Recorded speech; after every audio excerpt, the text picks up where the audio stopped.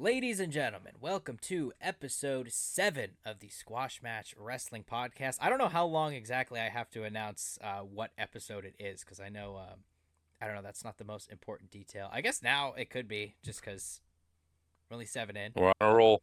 we're on a roll though. We're doing the weekly wrestling content here. Unlike the YouTube channel, I've been very busy with school and graduating and all that stuff, so the Raw reviews, SmackDown reviews, TikToks. I'm a little bit behind on all that stuff, but I promise you, I graduate this Sunday. It'll all be back soon. But for now, we are here. We're still doing the podcast. That's the big important one to get started with here. Anyway, we had Backlash over the weekend. We had Raw last night, SmackDown on Friday. Obviously, we're going to do our Backlash reactions here. Some stuff from SmackDown, some stuff from Raw as well. But before we get into that, Jetley, how you doing? I'm doing good, man. It's another week where we've had crappy weather Yeah, um, once again. and technical difficulties, as thank God we caught them beforehand. Yeah, microphone was not working, Discord problems, all that junk. But I think we're good now. If we have another technical difficulty in the middle of the episode, we blame the rain once again for the third straight week in a row. Which I'm surprised it wasn't a problem earlier. Like, I don't know, just these last 3 weeks, something fucky going on there. Yeah, who knows? Yeah, I have no idea. But what I do know about is that Backlash was a fucking spectacular show. So if you're ready to dive right into it, I think I am.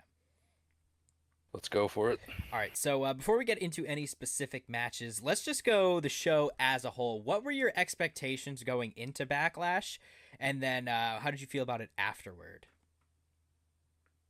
So I think you and I were both in agreement that we didn't really have much expectations going into Backlash, especially since it's a PLE after WrestleMania, which I think mentioned this last week, where it usually ignites a lot of newer storylines. But Backlash was really good in my opinion. Uh, Probably indifferent from what I've seen a lot of reviews so far. I feel like people were upset about this, which I found really odd. But I mean, Upset? wrestling fans can't Yeah, I agree was sometimes. gonna say upset about what Backlash, just in general, or Yeah, I saw like a lot of stuff where it was like, oh, if it's a PLE, it should be more than because I was reading a lot of like comparisons on Backlash being just another like Raw or SmackDown, and people were complaining about, oh, it's a PLE, it should be a bigger show. It's like it really doesn't have to be. Backlash is like a B tier PLE. yeah, we were saying that a little bit last week, and I completely disagree with anybody who didn't like this show. I thought it was absolutely fantastic. I think that there was maybe one match I would say felt like something that we would see on Monday Night Raw, but other than that, I thought everything was really good, especially the crowd. That St. Louis crowd was Mhm. electric from start to finish, and I think it really made this show feel a lot better than it probably, I guess, could have, or a lot better than it could have been bad. I'm messing up my words already here, but I was gonna say, like early on, we started with a banger, another banger right afterward. It was just banger after banger after banger, as Sheamus would say. Let's get right into Mhm. the first banger of the night, and that was the United States Fatal Four Way match. We had Drew McIntyre, Damian Priest, LA Knight, Jacob Fatu, and we had a special debut of somebody that I actually really wanted to ask you about. You're my New Japan guy, so we'll get into that. What were your reactions to this match as it went on? This tied match of the night for me. Like genuinely, like I don't get like nice dog by the Yeah, don't mind my dog. Don't mind my dog. There's way. just somebody outside. No, but I feel like these four were so in sync, and I think we mentioned this with like WrestleMania with like a triple threat and a fatal four where it's like these like specific match types, it's better if it's like everyone is in like unison or like there's cohesiveness to it rather than just being like one-off one-on-ones or like double teams where like this fatal four way actually felt really special. Yeah, and it kind of started out in a way that like the way we were saying that we don't like triple threats go, where it's like one on one, and then like it started out that way. It was just Damian Priest versus Drew McIntyre, and it was LA Knight versus Jacob Fatu. That all changed as soon as it was Drew McIntyre and Jacob Fatu in the ring alone. After that, it was just so good. Like we had that like finisher fest in the middle of it. I thought that that was really good, where we had all those near falls. Um, of course, Damian Priest and Drew McIntyre did end up going off and doing their own thing, which I mean, their feud going into WrestleMania, I thought was one of my favorites. So I didn't really mind it when we had those little one-on-one moments. Like I thought that they all really worked in this match. Of course, in the end though, it looked like LA Knight was going to take the win, and then we had the debut of Jeff Cobb, if I'm not mistaken. That's his name, correct? Okay, Yep. I feel like a lot of people in the arena didn't necessarily know too much about Jeff Cobb. He is a New Japan guy. I did a little bit of research. He's a tag team guy too, if I'm not mistaken, right? He was the New Japan Tag Team Champions recently. Um, Yeah. Enlighten me and maybe some of our audience members who don't know too much about New Japan. Should we be excited about the debut of Jeff Cobb in the WWE? You should be very excited about Jeff Cobb. This guy, I kid you not, maybe one of the most athletic big men ever. Yeah, he didn't Like look I like it, but I'm not going to judge here oh because my. neither does Jacob Fatu, but we all know what he can do. No, but genuinely because I do follow a lot of these promotions, I feel like I'm in that category where I actually lost my mind when I saw Jeff Cobb. Because I did read reports that Jeff Cobb was in St. Louis. It didn't click in my head that he was gonna make his debut because I completely forgot he recently signed with the WWE. So it just didn't click until the camera. Well, once he clocked LA Knight from the audience, he didn't even have to turn around. The moment he jumped over the barricade, I knew it was him. Yeah, I honestly had no idea who it was. I thought it was like Tamatanga or Tongaloa coming back, and I was like, that's not as impactful as I would have wanted it to be. But a new guy. I don't know. I haven't known anything about him, so I really wanted to ask and see if this was something that would shake up the WWE. How do you feel about him debuting in the Bloodline? Because he's not. Is he related to Solo Sikoa and the rest of the Bloodline members, or is it just a random coincidence kind of thing? Jeff Cobb has no relation whatsoever. He is, I believe he is Filipino, but he is billed from Guam, I believe. Okay. There is no correlation, just how Bronson Reed was just randomly Yeah, tossed I in was there gonna as a say, big man. should we count him as a Bloodline member, or is he's just this is just a new tag team, a new little faction we have going on? This is Solo Sikoa's quote unquote bloodline. Yeah, this is Because like a redneck everyone, Bloodline. because everyone that Solo has brought in technically isn't affiliated in the bloodline. Yeah, you have the Tongans and Tom Tonga and Tonglo who are the sons of Haku. That makes sense. Okay, Jacob Fatu, of course that makes sense. But then when they added Bronson Reed, I feel like that was just more to add a big guy. Yeah, And now that it's Jeff Cobb, I feel like we're doing that because Bronson Reed is out. yeah. Hopefully Bronson Reed comes back too, or comes back pretty soon too, because I do miss him. I think he'll be somewhere in like the Money in the Bank ladder match, but that's off topic. Um, Jacob Fatu didn't look too happy about the debut of Jeff Cobb. Do you think this could be the start of kind of that Jacob versus Solo real getting into the real meat and potatoes of this feud here? Like, is this gonna really separate them, or are we gonna see like a Jeff Cobb versus Jacob Fatu first? I don't know. This is definitely gonna set up Solo and Jacob because I mean, like you mentioned, and it was kind of obvious too, seeing Jacob's reaction. He definitely had no part in Jeff Cobb's debut, storyline or not. Yeah, You could tell he was actually surprised that Jeff Cobb was there. yeah, he looked pissed. He looked really pissed because I think this could be foretelling a Jacob Fatu babyface turn. I don't want to see Jacob be like a traditional baby face, like loving the crowd, like stuff like that. Like I want him to stay Jacob Fatu, but it's very clear that no matter what WWE does to any other superstar with Jacob Fatu, everybody's gonna root for him. You could put LA Knight in a match, Drew McIntyre, you could put Damian Priest in a match with him, and everybody was rooting for Jacob Fatu throughout this entire match. And I think we're gonna see that be a common trend going forward here too. Oh, definitely. Yeah, yeah. So I'm excited to see where that goes. Anything else here on the United States title match, Jeff Cobb debut before we move on to our next match here? To those that aren't aware of Jeff Cobb, if there's any, if you want an introduction to him, watch his stuff from Lucha Underground. Yeah, give me like a match to go check out. Honestly, he's never had a bad match in Lucha Underground. So when he was in Lucha Underground, he went under Matanza Cueto, and he ended up being like Lucha Underground's like world champion for like a decent amount of time. But like if you watch, ooh, actually, he did have a good match in the Indies. I believe it was PWG was the promotion, I believe, but it's Gunther versus Jeff Cobb. Really? Very good match. Okay, I'll be sure to check it out. I'll give myself a little introduction to our new bloodline member here. All right. Anything else before we move on here? Because the next one is, I think actually wait, I have the matches out of order here, so we'll just go into. I think it was Becky Lynch and Lyra next, right?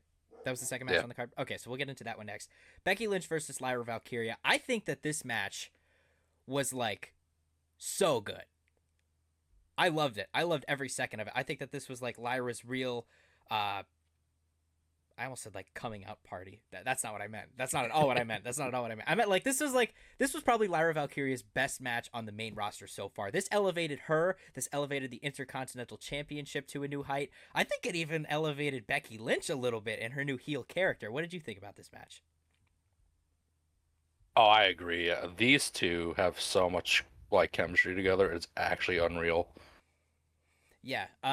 There were like I don't know, just like all the near falls we had in the match. Lyra kicked out of like 2 or 3 manhandle slams. So many near falls in this one. Like I just thought everything, like the intensity, the storyline, the emotion in it, it was great. Especially when Becky had her little crash out there. Like I thought, and I think we both predicted this on the podcast last week. We both had Becky Lynch winning this match. So what does this mean for the women's IC title going forward too? I don't. I think we reiterated this last week too. I don't think this is the end of this storyline. I think it's gonna keep going. Yeah, because we'll get into a little bit Becky's promo that she had on Monday Night Raw last night, too. She said that no matter what, she was back to win championships. That's what she, as a WWE superstar, is inclined to do. However, she didn't say which title she was coming after, so I think she was hinting still at this IC title and Lyra Valkyria and staying in the mid card for now. I don't think she fits into the world title picture at the moment, so I guess we will see where that goes. But yeah, I think you're right. I think she's staying here. This feud is going to go on for a little bit longer. Yeah, because I think also last night I think we're also hinting at Io and Rhea another run at the world title. Oh yeah, definitely, definitely. That's kind of been teased for months now. I think that match that we had last night, like last night's Monday Night Raw, I don't want to say it felt like a filler episode, but it kind of did. Not like too much important happened. Like that match at the end, just the tag team match. I feel like that was just kind of Io and Rhea like getting past Roxanne and Julia. Like I don't think they're going to be too involved with the world title going forward here. That was kind of like I guess a filler feud, hyping up like a babyface versus babyface, Io Sky versus Rhea Ripley. Yeah, definitely. Yeah, they had really good chemistry in that match too. Like low key, Io Sky and Rhea Ripley like as a tag team kind of cooked. I liked it. I liked it a lot. You know, it was this. I feel like this match was like the only good thing about Raw. Yeah, there really wasn't too much. How about I was thinking of you in this moment. How about when Ludwig Kaiser finally got screen time and it immediately cut to before he could say a word. We've been hyping up Ludwig Kaiser and Karrion Kross, who we also didn't see it. Did we? We didn't see him at all last night on Monday Night Raw, right? It was probably some I don't think so. friggin' commercial break promo again that I didn't get to see. But finally, before he could even get a word in, Braun Breaker's just destroying Jey Uso in the background. I felt so bad. I could like feel you cringing from like I don't know miles away. Yeah, when I brought up that I wanted more screen time for those guys, I didn't want like 1 second screen times. At least give them a chance to cut promos on TV instead of the commercial breaks. Especially because the context of the interview was like, Ludwig, we haven't seen you on TV in so long. You've been hyping up yourself to have a great 2025. But we haven't seen you at all on TV in matches or anything like that. How do you respond? And then it's just, oh, Braun Breaker's destroying Jey Uso. It was so funny. I was like, oh my god, that literally felt like just like a kick in the ass to Ludwig Kaiser. Yeah, I feel like some WWE exec is like watching our podcast and just not giving us Yeah, what we one of our want. like 8 viewers is some WWE writer who's like, ooh, these guys like Ludwig Kaiser. They like Karrion Kross. Let's screw them over. Oh, I kid you not. So I was job searching on LinkedIn, and apparently WWE is hiring a writers. Yeah, no, I've seen that. I always look into I always look at WWE. Like I'll be like, where could I get a job? And then it's like you need 5 years experience doing all this stuff that I've never even like done before in my life. So I'm like, ah, And then you gotta live in Connecticut. yeah. And then you gotta live in Connecticut. Honestly, that's not too far from here. It's only about 2.5 hours. Trust me, I've done my research. Because there's Yeah, actually a. Oh no, go ahead. I was gonna say, from here to Connecticut is about the same distance from here to Philly, Yeah, which is actually wild to think yeah. about. I have a connection from school. There's a lady who graduated from the U that started at WWE. I forget exactly what her story was. I hope she's not watching because then I would feel bad. But she used to work at WWE in like the YouTube something with the YouTube channel, and my one professor like gave me her LinkedIn profile and was like, hey, you've told me before you love WWE, you might want to work there one day, get connected with this lady. And I was like, okay. So I did, and she was like, yeah, go look for an internship, look for like little jobs you could start with, stuff like that. And so I guess I'm in contact, but I've had no luck in terms of job searching so far. Yeah, that's a long shot at the moment. Yeah, yeah, maybe when I'm like 32 rather than 22, but Financially stable. financially stable enough to move to another state. I couldn't commute two and a Yeah. half hours to work. I could barely wake up to get to my 10 a.m. classes. Never mind, never mind a 2.5 hour commute through New York City traffic too. So like it's probably a 4 hour commute. Yeah, that was basically me yesterday. Yeah. But Anyway though, yeah, anything let's get else? back to the good Yeah, stuff. yeah, yeah. Anything else on Lyra Valkyria versus Becky Lynch or the women's world title picture as we were talking about as well? I'm good. Okay. Moving on. We had the match that I think felt most like a Monday Night Raw match in this PLE. We said it last week. This one felt a little bit kind of shoved into the show. I just like punched my microphone, but a little bit shoved into the show for I don't know, maybe last minute, something like that. But it was Dominic Mysterio versus Penta for the Intercontinental Championship. We had Dominic retain after a bunch of Judgment Day shenanigans. Finn Balor a little hesitant to help Dominic out in this one. And of course, as I predicted last week, El Grande Americano would get himself involved in this one. I'm assuming to set up a feud with Penta. How did you feel about this match? I feel like this match could have been more special, and I feel like we've said this like recently too, where I feel like whenever Dom and Penta get like in the ring with each other, it just feels incredibly short. Yeah. I'll say out of the 3 matches we've seen so far between Penta and Dominic Mysterio, The two Monday Night Raw matches, and then this one. I think that this one was definitely the best one, and it went a little bit longer than the other ones did.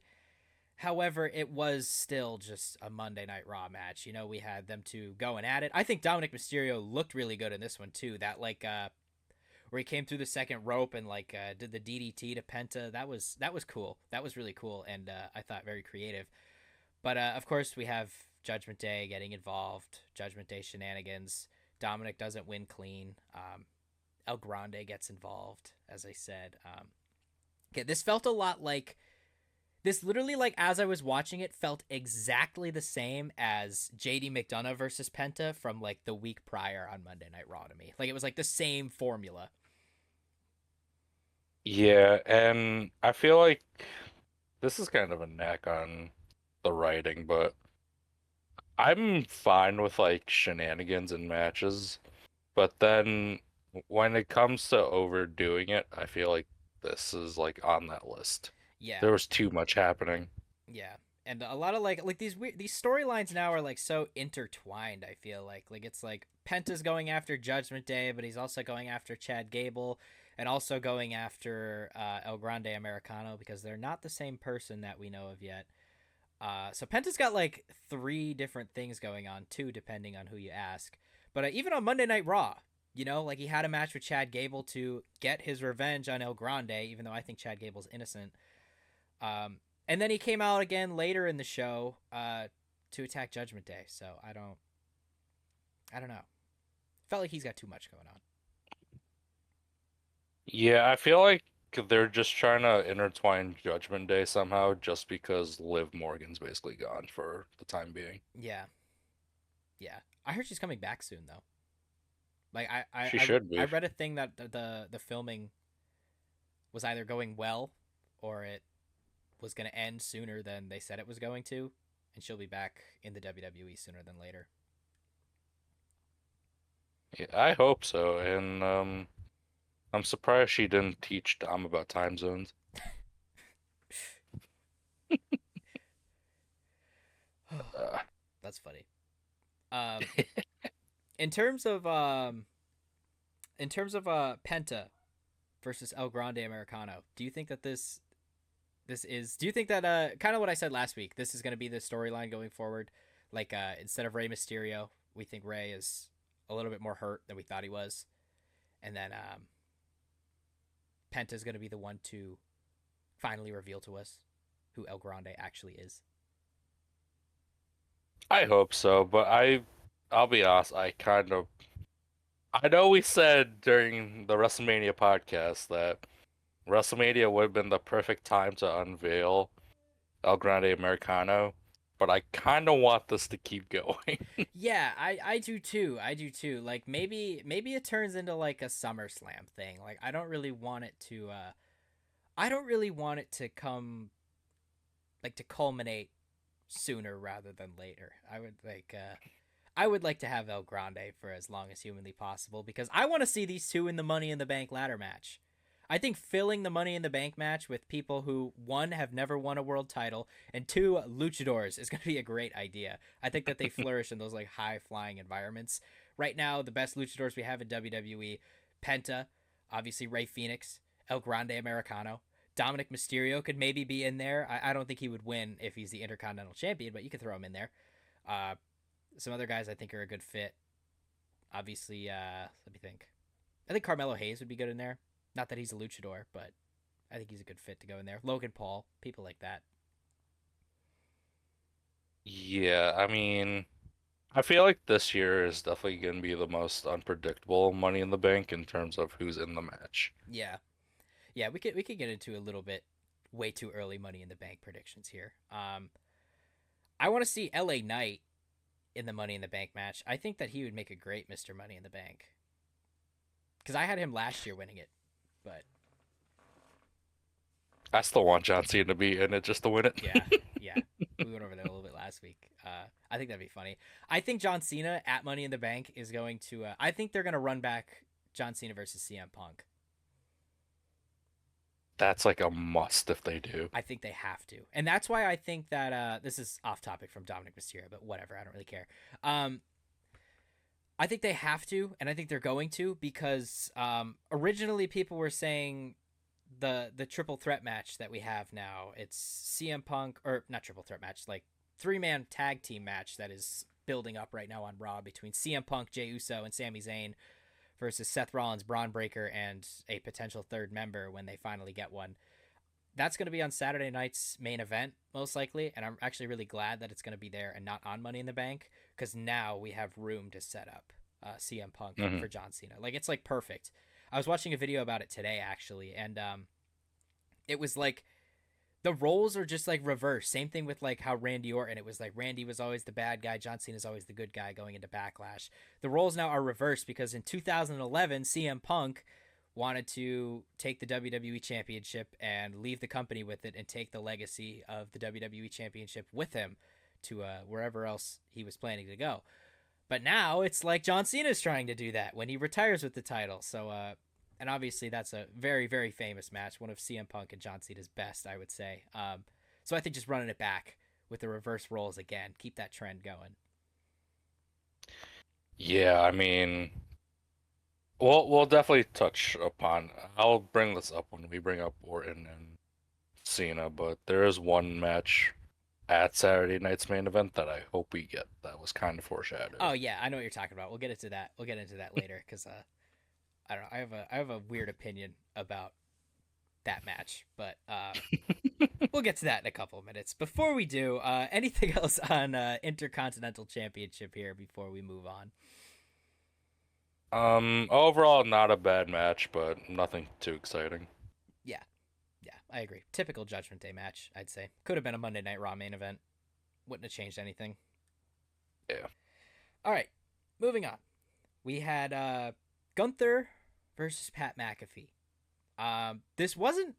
This was like not exactly how we thought it was gonna go. I think it was like the complete opposite of everything we were gonna say between the Goldberg return and the absolute squash match it was going to be. This was something completely different. And what did you think watching Pat McAfee versus Gunther go at it? I kid you not, this was my second. This is tied for match of the night for me. Yeah, I really Like, liked it. genuinely, this was very entertaining for what it was. And shout out to Pat McAfee because he is actually like that good in the ring. And granted, he did have some botches, but like that's just him not being like a full-time like superstar. He's just on the commentary table. Yeah. But like he brought the fight to Gunther, and I don't know if this is a hot take or not. McAfee bought McAfee brought a better fight than Jey Uso did.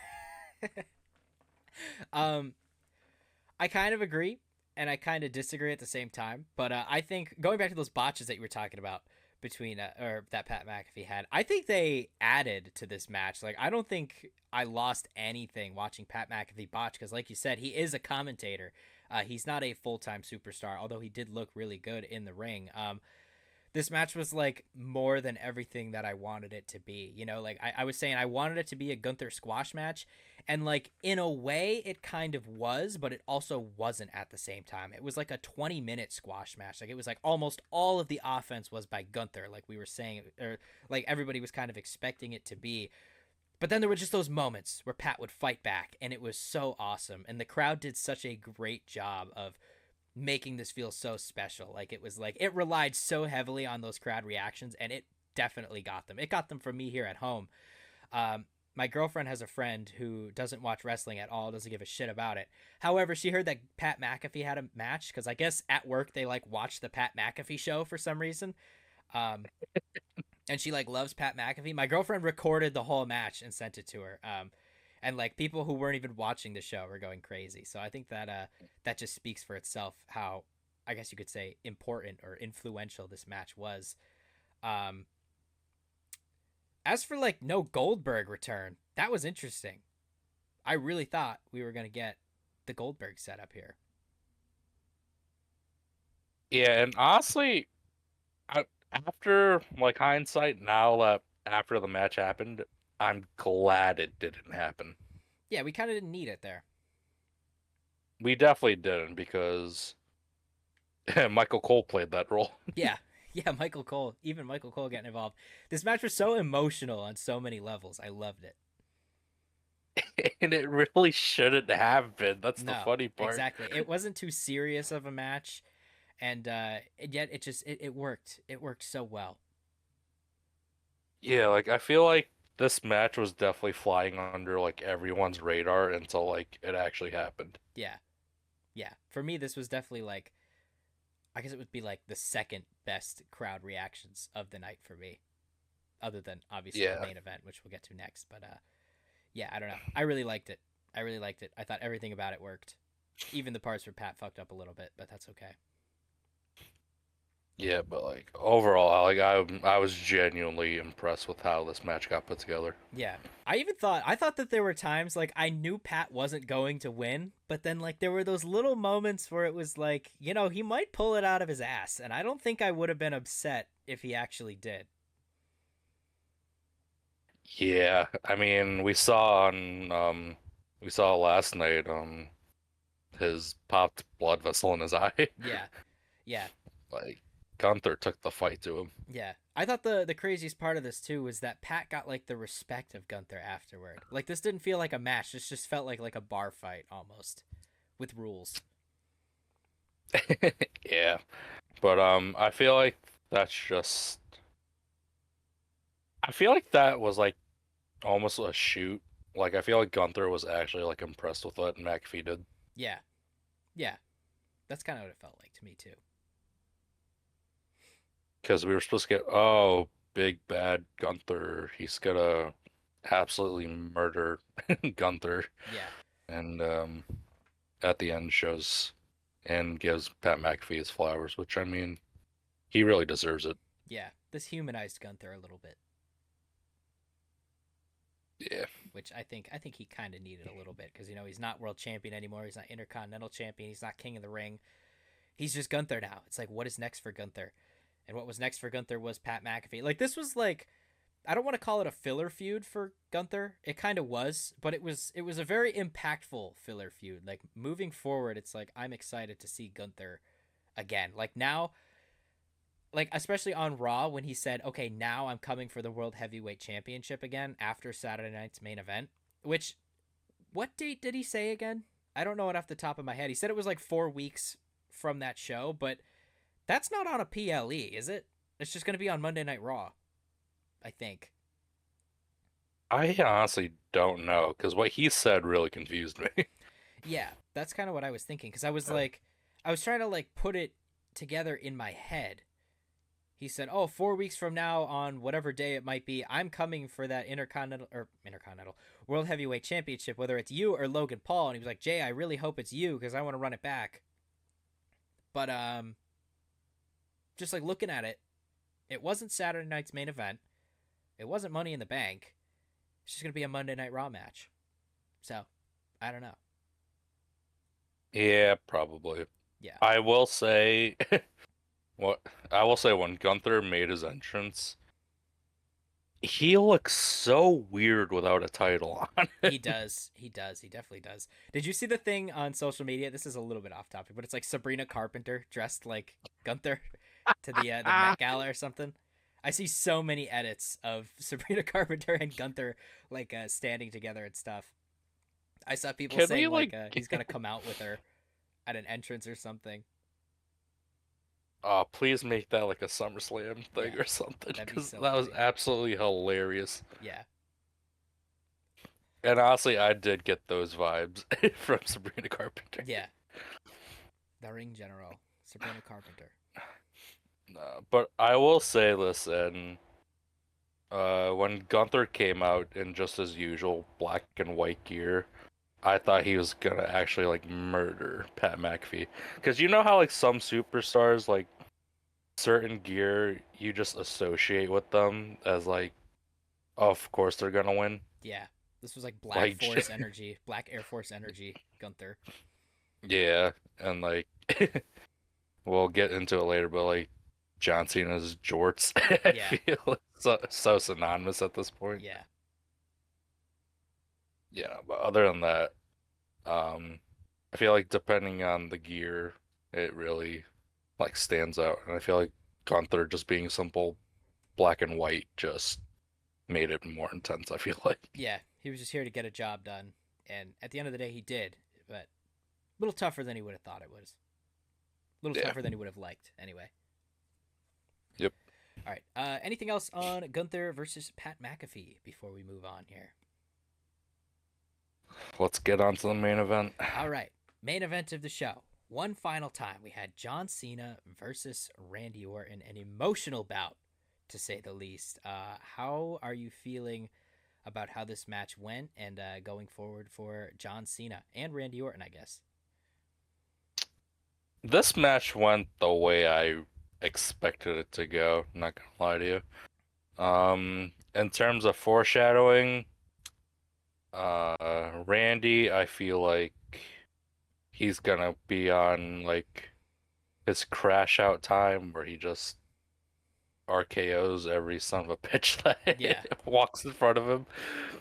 And then we're gonna pave a way with Cena and just go into it like another legendary feud. yeah, yeah.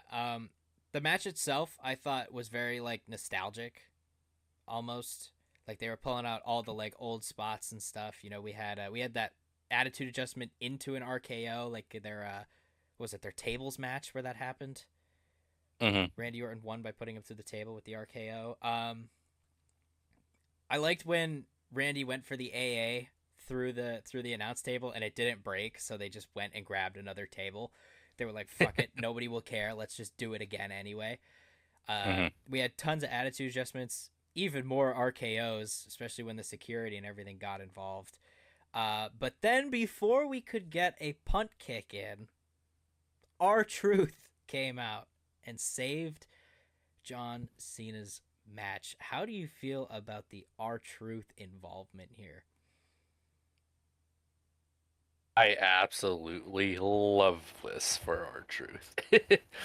Because I feel like it kind of foreshadowed it in a bit. Because was it this past SmackDown or 2 weeks ago where R-Truth had the John Cena's the champ sign or Yeah, something? it's I pretty don't much remember every what it week we was. see something. Yeah, and then oh, the press conference. Yeah, and then of course, putting through another table, R-Truth there. I really hope we get John Cena and R-Truth at Saturday night's main I think event. we're going to. I think we're going to. I don't think it'll be the main event of the show.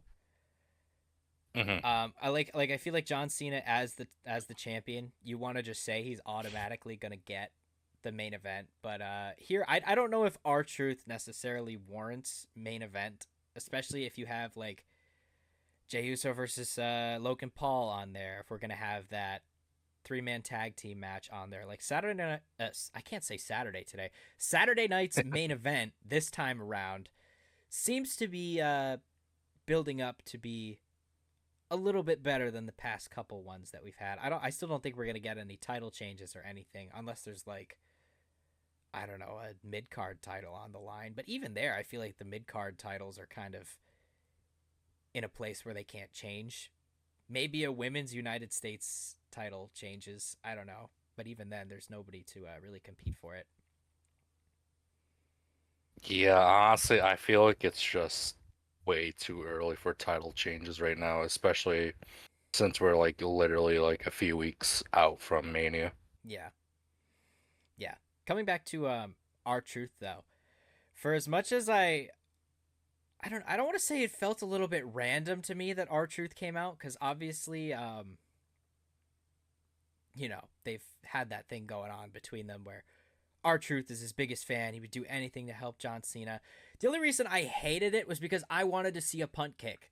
I wanted to see a punt kick so bad, especially during this match. I think that this, because we couldn't get it against Kevin Owens, obviously, but this would have been the best time to bring back the punt kick.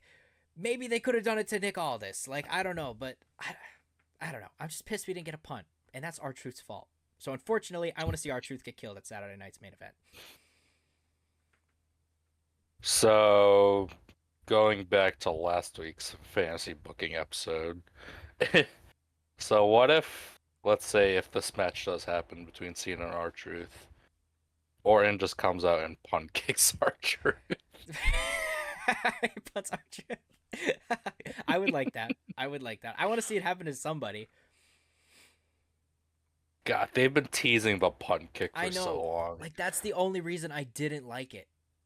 I love R-Truth. I like that he's involved now with John Cena because I don't know have we ever had John Cena versus R-Truth? Definitely not for a title. I'm sure it's happened once or Oh, twice a while ago. I hate to inform you.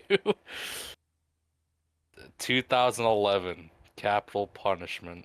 R-Truth and John Cena for the WWE Oh, really? Championship. Okay, never mind. Their one-off pay-per-view in 2011 when R-Truth was a heel. Okay, so there is a little bit of history here. I did not know that off the top of my head. So kudos to you for pulling that out of nowhere. But okay, I have a little bit more faith in this match then. Because I was like, when was the last time R-Truth had a title match? Like I don't even know. Other than his like infamous run as the 24/7 champion, where he won it like 20 times or some bullshit.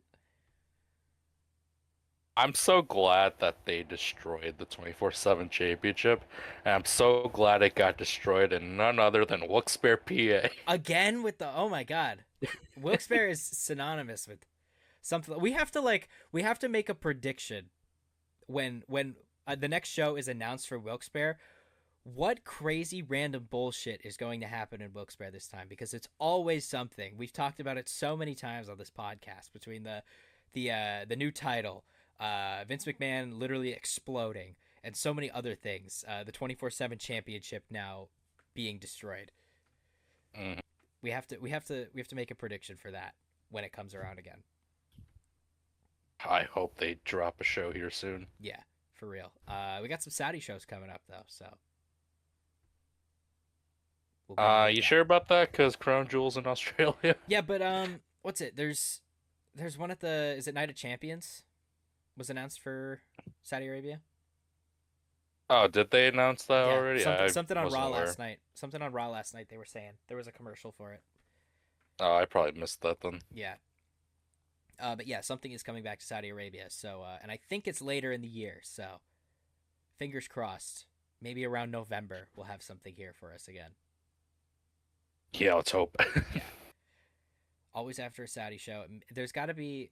What if we get like a Money in the Bank cash in or something? That'd be cool. Theories Money in the Bank cash should happened in Wilkes-Barre. There we go. There we go. There's another one. So we've already got one of those. So it might not be that. Maybe the dude. Let's call it right now. Since the Austin Theory babyface turn is taking forever, I'm predicting it right now. The Austin Theory babyface turn will get delayed once again over the summer and take place in Wilkes-Barre, PA. That's my insane fantasy booking prediction. Calling it right now. It's gonna be hilarious if he turns face next week. Yeah. At that point, I don't know. It seems like everything I say, like long-term predictions, just get turned around right, like immediately afterward. I'm trying to think of one off the top of my head. I do a lot of these on my radio show on 107, which is on my hat Mhm. right here. But that was like the inspiration to start the podcast. But I would do predictions, and then it was like the next week, my prediction would just get blown up. Like during the, I think I talked about this one already, but during the Andre the Giant Memorial Battle Royal, I'd be like, okay, Ludwig Kaiser, my guy, here he is, and then he gets eliminated. I'd be like, all right, Karrion Kross, I think he's got this one in the bag, and then he gets eliminated. Then it's like Andrade versus Carmelo Hayes in the end. I was like, ain't no way they're letting Andrade win this, and then he gets thrown out. I was like, oh, okay. And there was a couple more instances of that happening as well. When Ray Phoenix was in, I said Ray Phoenix was going to win too, and then he got thrown out. I'm infamously bad at predicting things, but that's okay. It's still fun to do. Yeah, I mean WrestleMania was rough for both of our Yeah, predictions. yeah, exactly. That's okay though. Yeah. Where were we? Exactly. What? That's what I'm trying to get One back kick? to. We were punt kick, R-Truth, John Cena versus Randy Orton. How about Randy's gear? I thought his like the weird, what's it, like a gradient inside the letters and stuff. I thought that looked really cool. I felt the need to bring that up when I saw it. I was just, I don't know. I don't think we've seen that one before. I will say with Randy's entrance, I was kind of disappointed with the St. Louis crowd, not gonna lie to you. Really? I feel like they would have been more in sync with the singing. That's just I American don't crowds know at if this it, point.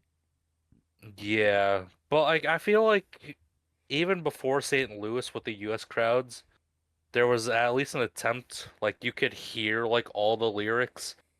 I feel like St. Louis just cut to like the good parts Yeah, like they knew the of the lyric. chorus. They knew the chorus, but they didn't know. Yeah. Me, on the other hand, I'll sing the whole thing. I listen to that song in the gym. Like that's just a Who good doesn't? song. Not even as a wrestling theme. That's just a good song. Hmm. But yeah, I agree. I heard that too. You know what else I noticed this week too that you brought to my attention? I don't know if it was on the podcast. It was the Seth Rollins Hmm. entrance thing with the colors. I looked for it last night on Raw, and I noticed it because the thing came up, and I was like, "What's it? Like a weird grayish brownish color?" And I was like, "All right, let's see if Seth is wearing brown." Sure enough, he was. So Yep. I also saw a TikTok about it later that night. Or did you send me that? I sent you I that think you did. TikTok. Yeah. Okay. But yeah, I once you brought it to my attention, it was like, okay, yeah, that is a real thing. Yeah, like once you notice it, like it's so obvious now. Yeah, it's like the Karrion Cross hair thing. Hmm. Speaking of which, where the hell was he? Yeah, he was not. He was just not there last night. I have no idea. I think okay, so I think that they're letting him like. I think that this is like a planned thing with Karrion Cross. Now we're gonna have our weekly Karrion Cross rant right now. They're they know people want to see him so bad do something really cool that they're holding him away from us. They're holding him back and letting it build and build and build and build and build until it finally explodes into this giant thing. Um, so I don't know if we're going to see the Karrion Cross push. I don't want to say for a while, but it's going to be at least a couple more weeks until they finally let him at least come out to the ring and do something. Like it's just been like 10-second backstage appearances, not even promos. We screw Karrion Cross. I need Killer Cross back. Yeah, yeah. I think because I think he's gonna come back as Killer Cross. He's like foreshadowed it so many times. Where he's like, oh, they've also known me as a killer, and it's like, okay, there he is. All of his Instagram names are still Killer Cross, or not all Instagram. Like his Instagram, his Twitter, stuff like that are all Killer Cross still.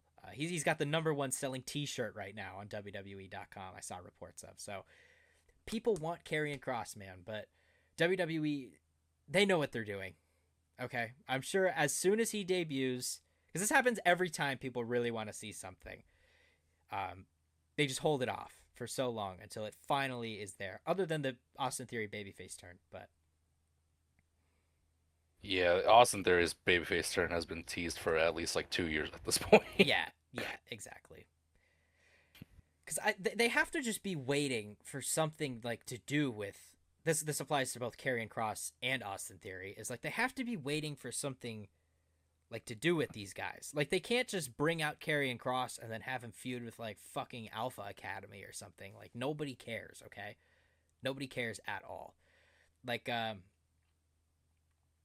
trying to think who would be a good heel for like Austin Theory to go against when he turns babyface. Grayson Waller. Okay, that's an obvious one. That's an obvious one. Uh, I'm trying to think for Karrion Cross, it's Logan Paul. There's another obvious one.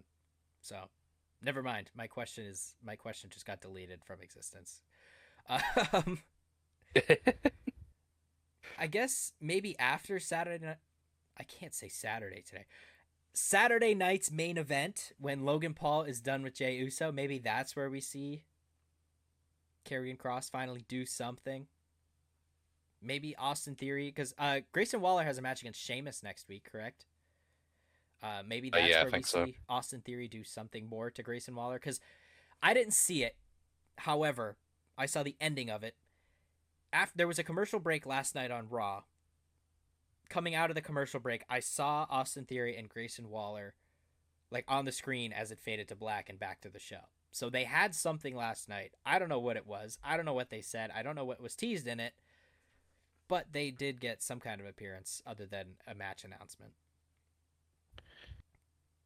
Yeah, if any Netflix exec is listening to this, please give us Americans the commercial interviews or commercial segments that everyone else gets. Yeah, at least post them on Twitter or something afterward. Like, I want to know what happened.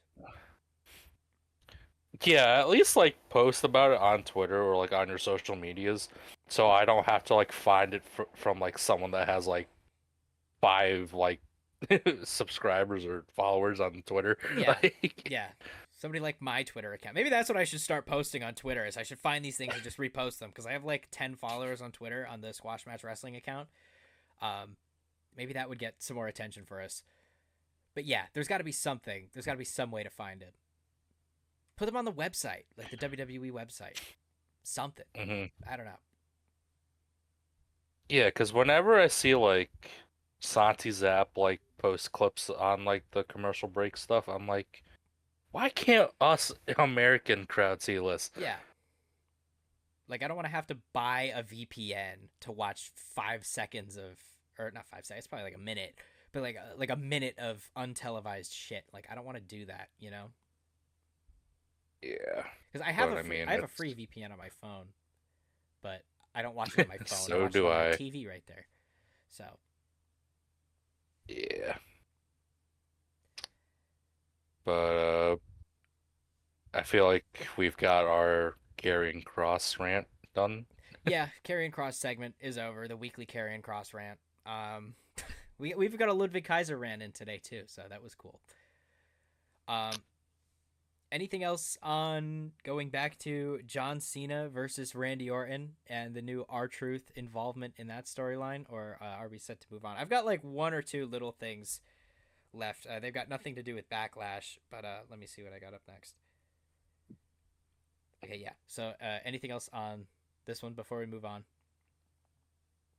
How much do you think Randy Orton is gonna get fined by Nick Aldis? Oh my God, way too much, way too much. Because once again, he paid him 2 times ago for the next time, but he didn't pay him for this time. So maybe we'll finally get Randy Orton versus Nick Aldis. Like maybe that's Randy Orton's next, I guess you could say, big feud. Because I can't really think of anything else for Randy Orton to do on SmackDown right now. Everybody that's involved in the U.S. title picture, I don't see Randy Orton going after the U.S. title. He's already kind of past that in his career. I don't see any reason to have him do that. Yeah, I think we've hit the point where like Randy Orton can just take the L's and it really wouldn't affect him. Like I feel like he's hit the point of his career where like he can put talent over. He has achieved immortality.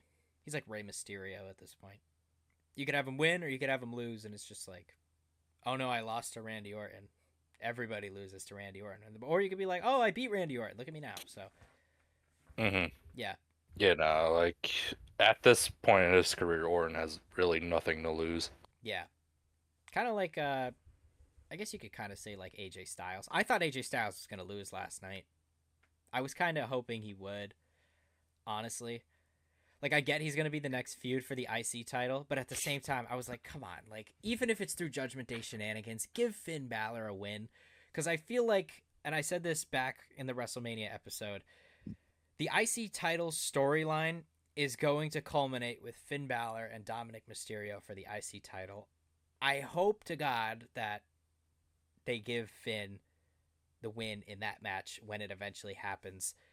But in order to get there, in order to build Finn Balor up to be a credible threat, you got to give him wins one way or another here, right? Like, you can't just have him beat Carlito after he leaves the Judgment Day. It's like my sister could beat Carlito at this point in his career. Like, I don't know. Like, I don't want to see Finn Balor just take on the Judgment Day members. I want to see him actually win matches. Like, AJ Styles would have been a good one, and I don't think it would have done anything to AJ Styles, really. Yeah, I mean, poor Finn. like genuinely, like I feel so bad for Finn Balor. Yeah. Like I loved his stuff when he was in Japan. Gotta plug my I loved headset. his stuff when Sorry. love his stuff. Oh, There you go. Go ahead. Loved Finn Balor in Japan. Loved both of his runs in NXT. It just sucks that like we haven't he hasn't gotten back to the top, unfortunately. Yeah, it's just ever since. And I guess that's Seth Rollins' fault. It's been like since his Universal title reign. Yeah, but like I get like it was Seth Rollins that did it, but I feel like it was like a freak accident type of Yeah, thing. it definitely was. Because like you can't really brace for impact when you're getting power bombed onto a barricade. Yeah, like you. There's a million ways you could land awkwardly like that. Especially like it wasn't even on like the flatter part. It was like the curved Yeah, like barricade. So yeah, like something bad was gonna happen anyway. yeah. It just sucks that like I get his shoulder could recover from that, but his career really like what has Finn Balor done since then? Like nothing. That on top of the loss in a Hell in a Cell to Edge, who was leaving WWE anyway. Oh my God, what a blunder! What a fumble! What Edge a killed the bad demon, and decision. he killed the demon. Like He the did. fact that we probably won't see the demon anymore is like really upsetting me. Yeah, yeah. Like that just it just sucks. Like I'll probably never get over it. Why did Edge have to win that match? He like immediately packed up and went to AEW too. Like He didn't need to win the match. Like no, why? like it wasn't even like the storyline warranted it. No, because at that rate, Edge was already out of Judgment Day, Yeah, and I still vaguely remember what the hell the buildup was going into that match. yeah, All I know is that Edge killed the Demon King, and we'll probably never see Demon Finn Balor ever again. yeah. Definitely not. And he needs like different entrance music too. Once he finally gets out of Judgment Day and is like on a run here, his entrance theme is so Def Rebel-y. It's so like Zelina Vega esque. It's like I hate it. It's Well, here's the auraless, thing. auraless. Well, here's the thing, though. His theme song is just his original theme song slowed down Yeah, by like 10 times. Like, but like you can't tell me that like this is better than what was it WrestleMania like 34 in New Orleans when he's like doing his emote to the crowd and everybody's doing it back to him. That was horrible. initially, initially, the slowed down theme song was good. Initially. Now that he's had it, like, for quite a while now, I'm kind of getting sick of it. Yeah, it's just not. I'd almost rather him just come out to the Judgment Day theme at that point.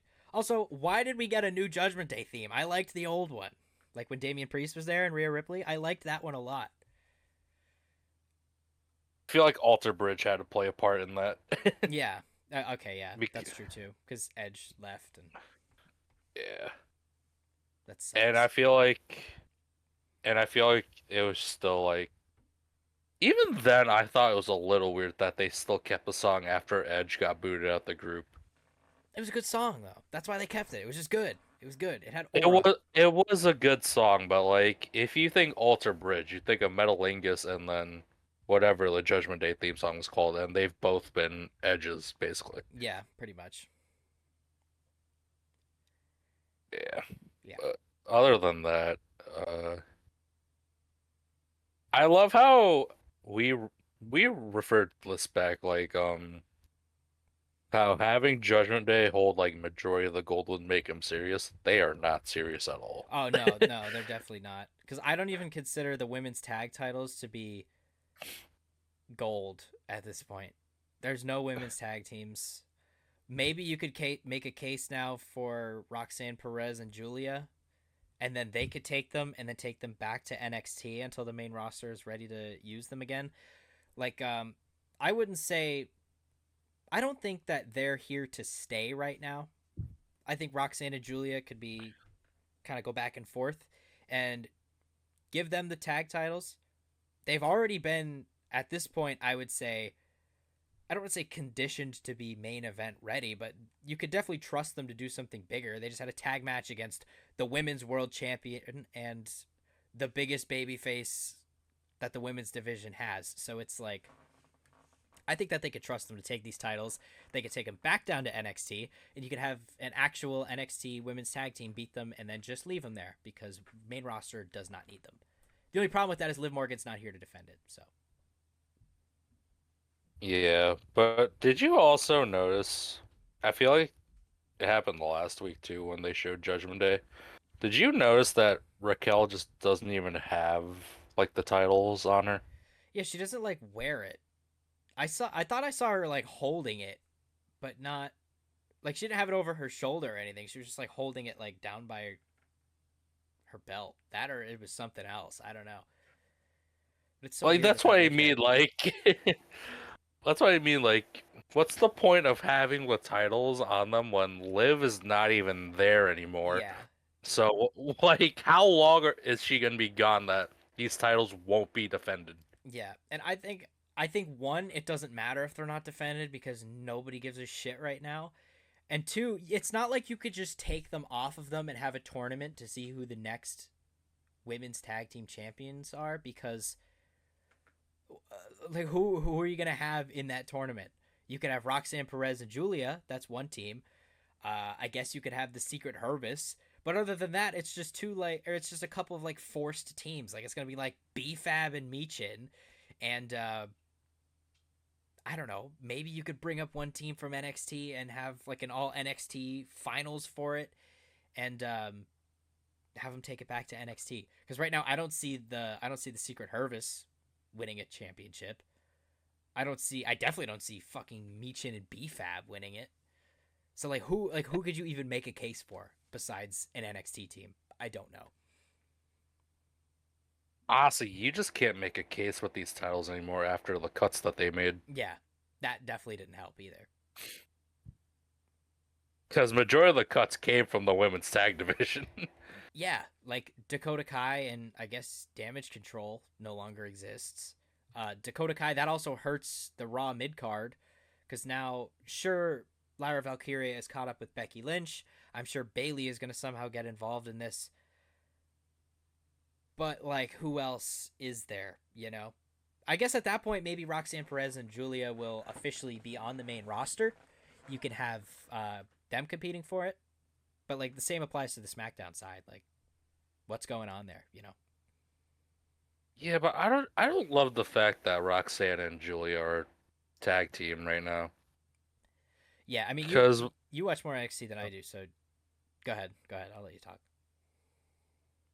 they're so much better as singles competitors. Like, I get it. Like, you want these two to make an impact, like, already. And, like, they were so good in NXT, especially Julia with the limited time that she was there. But, like, Roxanne Perez carried the NXT women's division for such a long time. And I feel like putting those two in a tag team kind of just limits, like, their potential on the main roster. Yeah.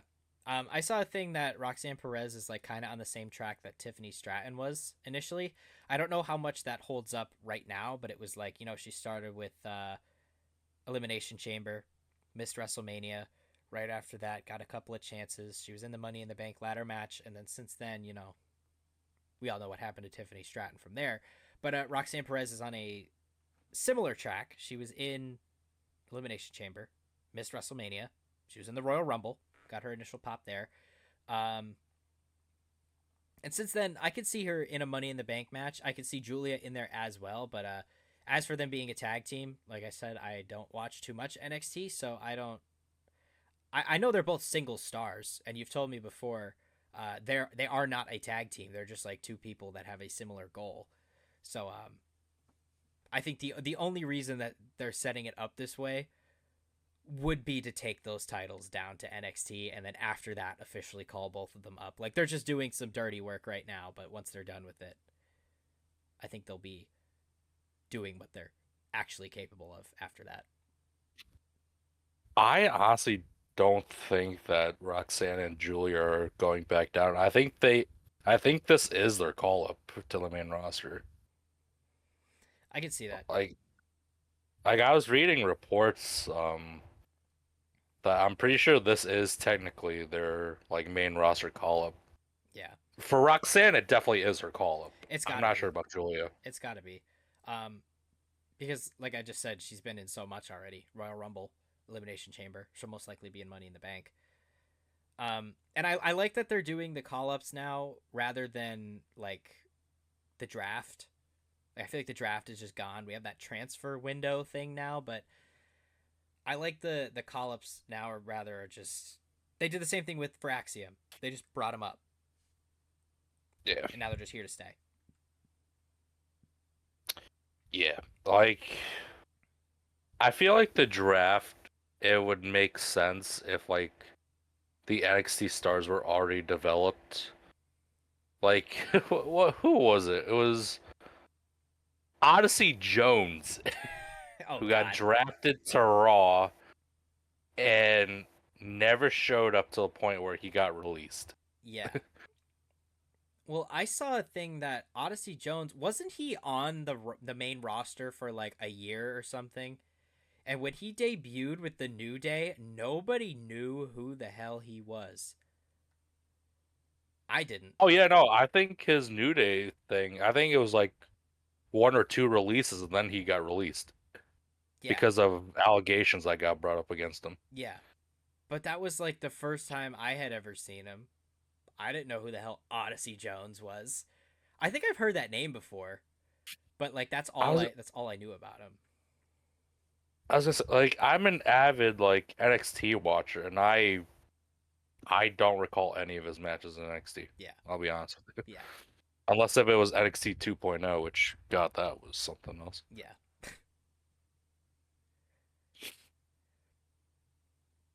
All right.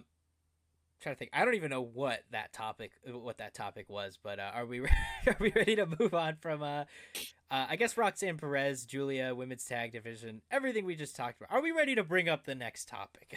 Is what I'm trying to say here. Yeah, because I don't know where that stemmed off from. I have no idea either. It's a little bit of a lost cause at this point, but I digress. Let's get into the final topic that I have listed here, and that is the WWE Women's Championship division. We have some big names competing for that title right now. We have Nia Jax, Jade Cargill, Naomi, obviously Tiffany Stratton. I guess you could kind of count Charlotte Flair in that picture as well. But on SmackDown, we had Nia Jax become the number one contender for this title. How do you feel about this feud getting, I guess, rebirthed, revisited, of Nia Jax and Tiffany Stratton? Do you think that this is a good choice, or should it have been Jade Cargill? I don't mind it because honestly, after when Tiffany won the title, we saw none of. We did not see a single interaction with Tiffany and Nia Jax. Yeah, that's kind of where I was going with it. Was we didn't really get much from that feud initially. I mean, we had that weird tag match at Elimination Chamber, but other than that, I haven't seen Candice LeRae since then either. So, uh, anyway, though, this isn't about Candice LeRae. I don't really care about her. No offense to Candice LeRae, but yeah, I think Nia Jax was the right choice here. I think Jade eating another pin is completely fine because we saw the same mistake with Damian Priest after he lost the title. Was he was unkillable.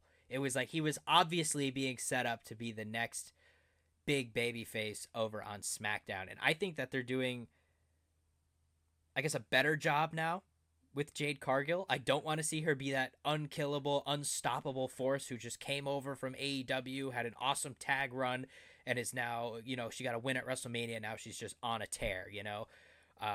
I think her losing a couple of times is good. It's like a good, strong chase for the title rather than just, oh, I won. I'm going to be the next women's champion. Because I do think she's going to be the next women's champion, unless something happens with the Money in the Bank briefcase. We'll see what happens then. But yeah, I don't mind Jade taking a back seat for now. Yeah, no, I think it's too early for Jade to get mixed in with the WWE Women's Championship. Just because I feel like Tiffany really hasn't had like a solid feud yet. I mean, yeah, you could kind of, I guess you could say Tiffany and Charlotte was a feud, but that was a train wreck and a half. It was supposed to be But a feud. It was an honest attempt. The old college try at a feud, as I like to call it. that was more of a shoot than anything else. But Yeah. like I genuinely think like Tiffany and Charlotte like hate each other. Yeah, they probably do. Because even since But that then, just yeah. I was gonna say her promo on SmackDown the other day wasn't very friendly either. She came out, she was just like, "All right, you know what? Since I had the best women's match of all time at WrestleMania, I was like, come on, like even you know it. It wasn't great. You people have Twitter. You could go look. You could hear the crowd as your match is going on. But when I think it was Jade came out, she was like, "Back of the line, bitch." It was like, yeah, yeah, send Charlotte to the back of the line. She doesn't deserve it after that right now. No offense to Charlotte Flair, because through her legacy, I'm sure she deserves it. But there's other people to compete for that title right now. I'm really interested what the deal is with Charlotte and Alexa Bliss now. Yeah, And I'm so glad Alexa Bliss is back. I'm pissed that she came back in a tag team match. here, okay. I should have wrote this down because this I was thinking about this as this was going on too. Alexa Bliss's return in a tag team match. I don't think now she's just going to be a tag team person, at least until the Wyatt Six come back and we have Nikki Cross with her. But I think they had to bring her back with Zelina Vega in order to get Zelina Vega some kind of a pop, because since I want to say since she got Def Rebelled back in Spain or whatever it was, she has gotten no crowd reaction whatsoever. And we've had some time to kind of get used to the new theme and be like, okay, this is Zelina Vega. And still just nothing. I feel like people are just pissed that she beat Chelsea Green, and it's really not helping her out at all. Uh, but I said it as she said, I have a mystery partner. I looked at my girlfriend and I said, it's going to be Alexa Bliss. And then it was. And I think that helped Zelina Vega out a little bit, or at least it was meant to. I don't know if it actually did or not. So like so my thing with Zelina Vega is like I think she's a great superstar, don't get me wrong. I don't understand what this current gimmick is, and I think that's the issue that a lot of people are having, is that no one really understands like what her gimmick is supposed to be, and I feel like it's making it hard to get over what she's trying to get with the crowd. Yeah, like Chelsea at least had the red, white, and green thing, the Yeah, Miss President thing. Like I don't know what Zelina Vega. She just feels a little dry. that's what I'm saying. Like ever since she left the LWO, I feel like it's hard. It's been really hard for her to get over with the crowd. Yeah, she's had like nothing going on with her other than the fact that she's like funny and good on the mic, but I don't know. I feel the same way. Like Zelina is really good. I just don't understand what her current gimmick is. Yeah, I don't either, and it's hard to like predict where they could go with it because now she can't just be the mouthpiece of a group that doesn't really have a character. Like no offense to the LWO or anything, but I don't know. Dragon Lee's not the greatest character worker, I guess. Rey Mysterio, no offense, isn't the greatest on the mic either. The two tag guys, I don't even know their names. That speaks to how good they are on the mic, character workers. Um, but yeah, Zelina Vega kind of stood out as their mouthpiece like that. And now that she's on her own, I think she's entirely capable of being something special. But as of right now, they gotta find something for her. And I think it starts with getting her some new entrance music because god damn is it bad. Yeah, like Zelina just needs like a total repackage if she wants to get over the crowd, especially as the new mid card champion for the women's division. Yeah, I feel like the mid card championship was supposed to be her repackage, and it's just not working because Chelsea Green was such a lovable champion. Like you can't take you can't take that title away from her when she's red hot like that. Like it felt so random. It wasn't even in like the main event of a SmackDown. It was just in the middle of an episode of SmackDown, and it was like, really? I don't know. In a feud that was already kind of mid. Yeah, and it goes back to our discussion last week where we both said that this win felt too early for Zelina. Yeah, yeah. There was no like real development because I think it was it was a week or two before she beat Chelsea Green, maybe 2 or 3 weeks before. Um, she had a one-on-one match with Piper Niven and lost. So it was like, how could she beat Chelsea Green twice, but she can't beat Piper Niven? So it's like, I don't know, because the whole thing was kind of like, oh, she got lucky, like she rolled her up or whatever. But at the same time, why couldn't she do that against Piper? Like, I don't know. She just didn't. The whole thing was not my favorite. Yeah, I mean this win was too early for Zelina, especially since she can't get whatever this current gimmick is over with the crowd. And I genuinely feel like, and I brought this up last week, that she only won the title because Alistair showed up the same night. Yeah, yeah, made it a little special for the both of them. But like, what are they gonna Yeah. do with it now? But like other than that, I genuinely don't. I can't see like any potential feud for Zelina at the moment. Yeah, unfortunately, I just don't care. And I guess you could kind of. There's like two things you could blame for that. One, it's like, okay, Zelina Vega has like nothing going on for herself, but then also the SmackDown mid card has nothing going on. SmackDown's going to be going down to 2 hours, so we're going to be seeing this title less, which I think would actually benefit it at this point. Because like seeing it every single week with no real story or purpose for it isn't helping me. Um, so I guess if I just saw Yeah. it a little less, I would think about it a little less and wouldn't be as critical of it. But I don't know. Yeah, it's just really unfortunate, and I think I mentioned this like a while back in like a few episodes where it's like there really wasn't much like story in terms of a women's mid-card division. Yeah, we see it now on Raw though. Thank God. The women's We IC see it title on once again. Raw. Once again, it still stands. I think Lyra Valkyria is the best women's champion in the WWE right now. I mean, sure, Io Sky has a bunch of cool stuff going on, but I think just the story with Becky Lynch right now is so good. It's so good, especially after their match, after Becky's promo last night. I think that this was Becky's best heel promo that she's had so far since the turn. It sounded a little John Cena esque.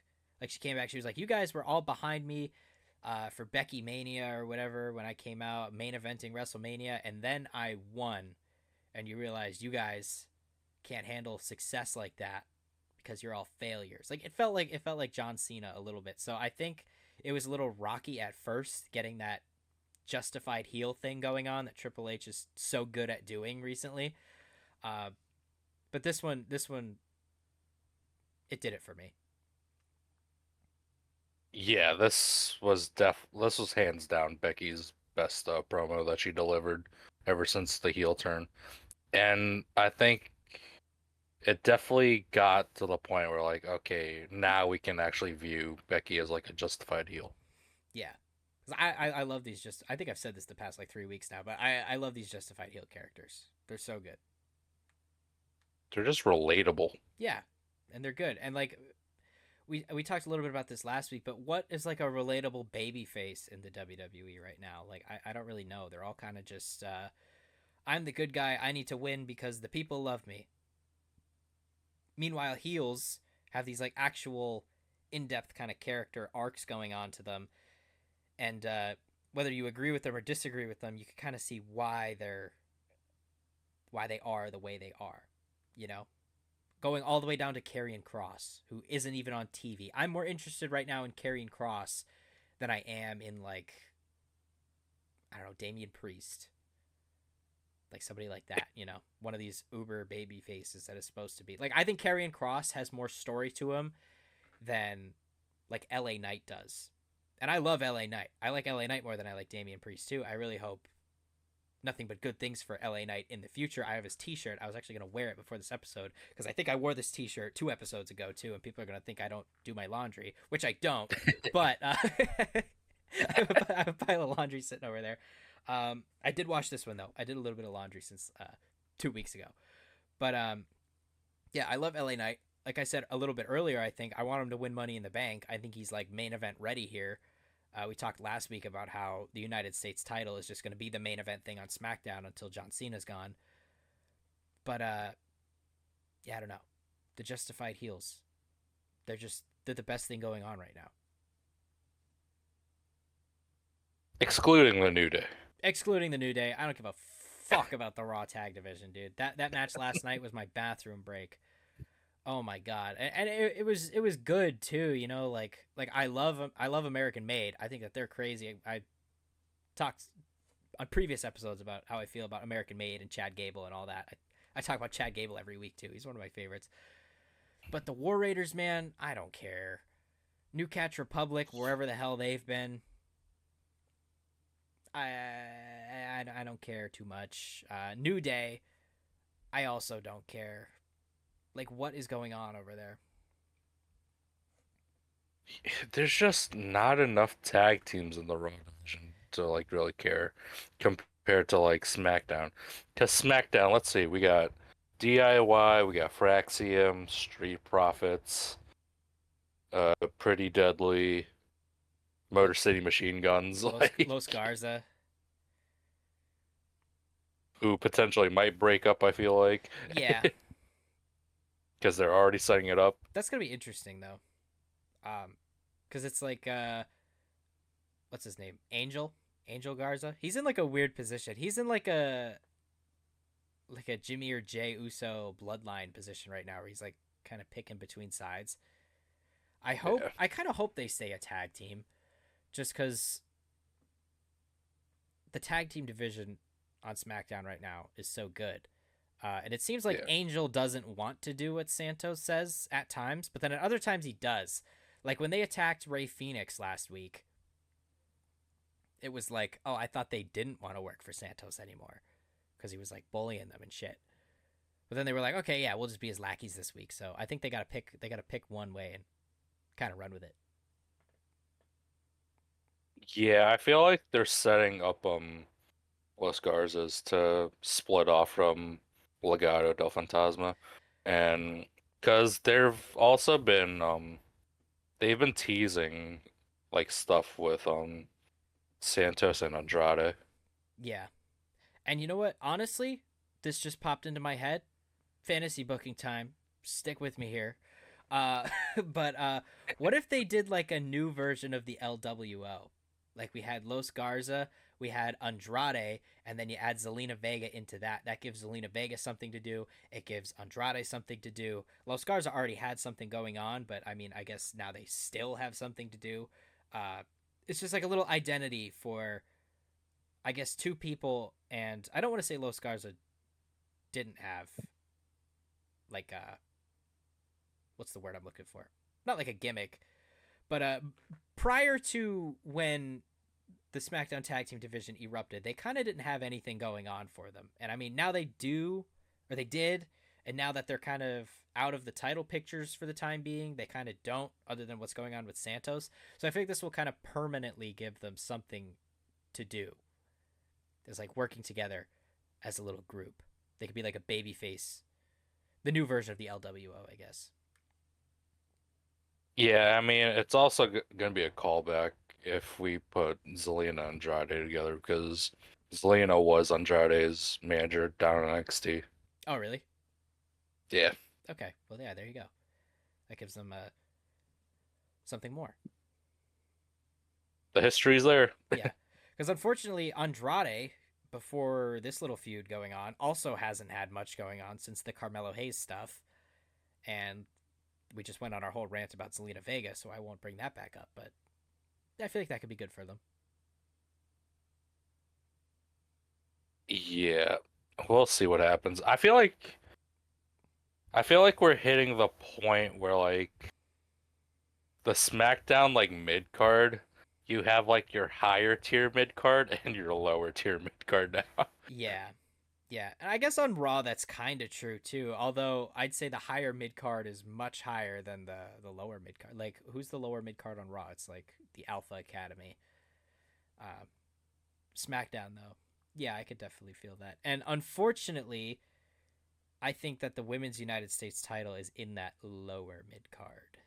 Meanwhile, the SmackDown Tag Division is in that higher mid card, and on Raw it's the complete opposite. It's like the those tag titles are definitely lower mid card. That's another tag team on Raw is the Alpha Academy, who they've done nothing with. Well, I think it's because Rusev killed Otis. Oh yeah, Rusev. But prior to that, what have they done other than get beat up by everybody who debuts on Raw or comes out on Raw? Gunther destroyed the Alpha Academy. Now Rusev's destroying the Alpha Academy. Like, poor Alpha Academy, man. Chad Gable destroyed the Alpha Academy. Are they the Alpha Babes now, or are they the Alpha Academy still? I think to Maxine Dupree, they're the Alpha Babes The Alpha or Babes. whatever, or whatever. Yeah, yeah. So I don't know. Just that little division there. Maybe you could. There's got to be some kind of way to. I just want them to save the Raw Tag Division. Like, there's, they split these titles 2 years ago, and since then, just like nothing on Raw. Absolutely nothing. Even when Judgment Day held the titles, that was like the worst title reign of all time. They defended them like twice, and they held them for like a majority of the year, I think. It's just stupid. Judgment Day and holding this gold that they're so proud of. Yeah, after honestly ununifying the tag team titles kind of hurt Yeah. Because you could kind of because do there the. was Okay, go ahead. Go ahead. I was gonna say because like there was such like a good like blend and a mix where like you could easily have the titles on both Raw and SmackDown because there was enough like cohesion in the teams to make things work. Yeah, like the tag teams don't have to be like reserved for one show or the other, because that's what the women's tag titles do. They just go back and forth, and there's significantly, I guess, less tag teams on Raw, or significantly less interesting tag teams on Raw. If you want to just make the division bigger and more interesting, just go back and forth. Because right now SmackDown is like leagues ahead. But if you sent like the Street Profits on Raw one week and then you sent them on SmackDown the next week, it's like that would help you out a little bit. Yeah. Yeah. So I don't know. Tag team trouble going on over on Raw, men's and women's. Yeah, it's they both have their both are on SmackDown. They both have their negatives and positives, and they're almost like level playing fields, just different divisions. Yeah. There's just, I don't know. Is it just like it's got to just be down to like a storytelling thing on Raw. Like, what? I guess we saw a little bit of a story developing between the War Raiders and New Day last week. Having New Day on commentary is such a good idea. They're so entertaining out there, um, and having them start a little bit of a feud now with the War Raiders might help. Like, at least it's like I'm not the biggest fan of it just because they just had their match at WrestleMania, but at least it's something, you know. There was just no Hmm. story prior to that. It was just like, we're the New Day and we want tag gold. It's like, okay, why? Give me a reason. Like the War Raiders, oh, they hit us with a chair. We're mad. It's like, okay, obviously. But like meanwhile, it's like you look at like if you look at other stories going on, like I'm trying to think like obviously it's hard to do like a tag team storyline to the caliber of like a bloodline thing where it's like they're so intertwined, and like I don't want to compare tag team divisions to the bloodline or anything, but like that's like a big story, like Cody Rhodes' story going on. John Cena's heel turn, like it's like these things have more depth to them than just he hit me with a chair, I'm coming for his title. Like, you know, I know it's a far Yeah. comparison, but but still, you know, I think you're catching my drift here. They need more than just I want the title. Yeah, definitely. Not sure if this is gonna be a hot take to what I say, but you mentioned the bloodline and how like there are so many stories that revolved around the bloodline. I think the bloodline story ended early. In what way? Like, what do you mark as the ending of the Bloodline story? When Roman lost the Universal Championship. Okay. How do you think it could have continued? Elaborate. So my thing was like there was so much that was already going on because I feel like during the Bloodline period, the stories were immaculate, no matter like who was involved. Even like outside of the Bloodline, you had like your little stories that almost correlated with into the Bloodline story, even if it didn't. Like you still had a decent story to give. And I feel like it's just so hard now because I feel like all that creativity is just gone. Yeah, like stories then relied on the Bloodline's existence. Yeah. You know, I don't want to say that I agree entirely that the Bloodline ended too early because I think that that story did end in a good spot. Like I think that was an appropriate ending to it. But I do see where you're coming from with you know, you could no longer kind of lean on the bloodline to find something to relate everything to because we do still see it a little bit today. Like if you look at Sami Zayn and Jey Uso right now, um, going after Seth Rollins, they're like, okay, we don't want him to become the next Roman Reigns. All this bullshit. Let's team up and try and take this thing down before it becomes too powerful. So I guess, and like obviously, we know the history between Sami Zayn and Jey Uso, but yeah, I can still see a little bit things correlating back to the bloodline, even if it's not directly referencing it entirely. Yeah, I don't know. I just feel like ever since like the bloodline shift, like when Solo ended up taking over, I feel like all like the remaining storylines kind of just died and faded to the point where it was like, all right, we gotta come up with something now since our big story is gone.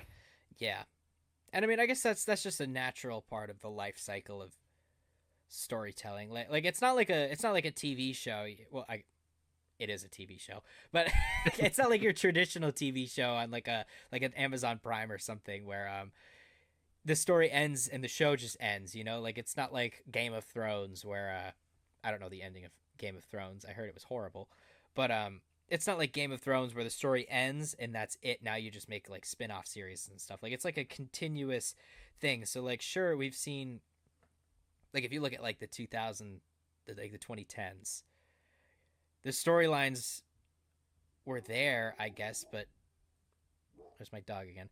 But the storylines were there, but they weren't great. You know, we're spilling dog food on on Roman Reigns. Um, Jesus Jesus Christ, I Christ. forgot about that. Yeah.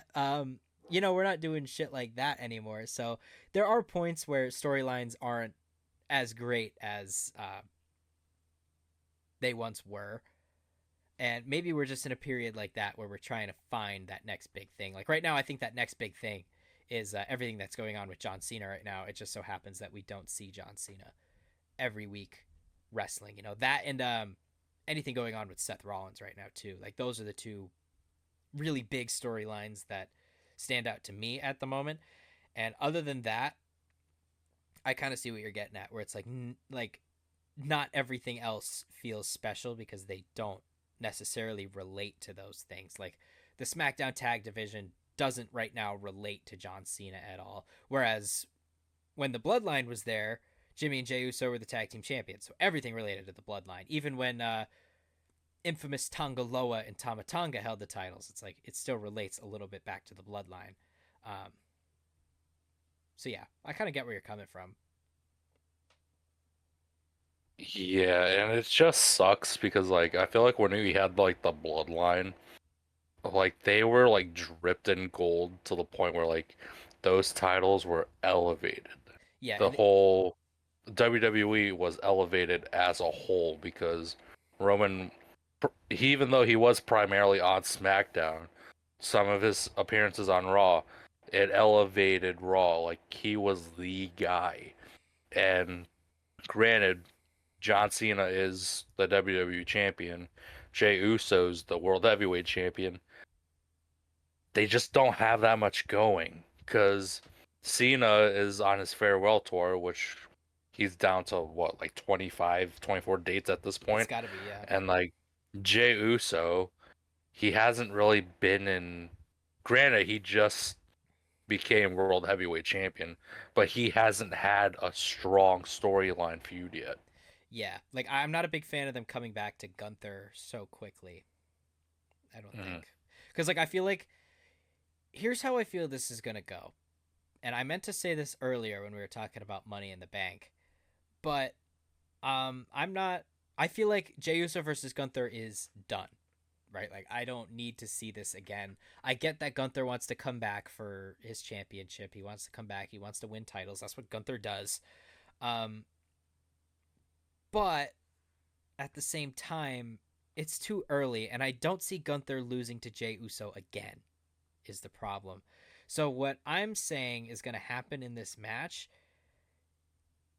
I think this is what I was talking about earlier. How I was trying to count out when this would fall. I think it falls after Money in the Bank, and I think whoever wins Money in the Bank cashes in during this match between Jey Uso and Gunther and takes that world title. Because I don't think they're going to give Gunther the title back immediately. Um, and I don't see them having Gunther lose to Jey Uso at the same time. So I think a Money in the Bank cash in during this match would be warranted. Yeah, honestly, I don't see Jay having a really long reign with this title. I don't either. Like, granted, granted, I don't think Jay is like a bad superstar. He definitely deserved this world heavyweight title. I just don't think he is the guy to like be the top guy of on the flagship show. Yeah, because right now the world heavyweight title is in an interesting spot where it's like it's not that long term storytelling title right now. Like right now, that's John Cena in the WWE title, where he's gonna have like another year long reign with it. Obviously, we're coming off the backs of Roman Reigns with a 3-year title run. Cody Rhodes just had a year long title run. John Cena's gonna have it all year long. Meanwhile, the World Heavyweight Championship is like, we had Drew McIntyre with a 5-minute title reign. We had Damian Priest had it for a couple of months.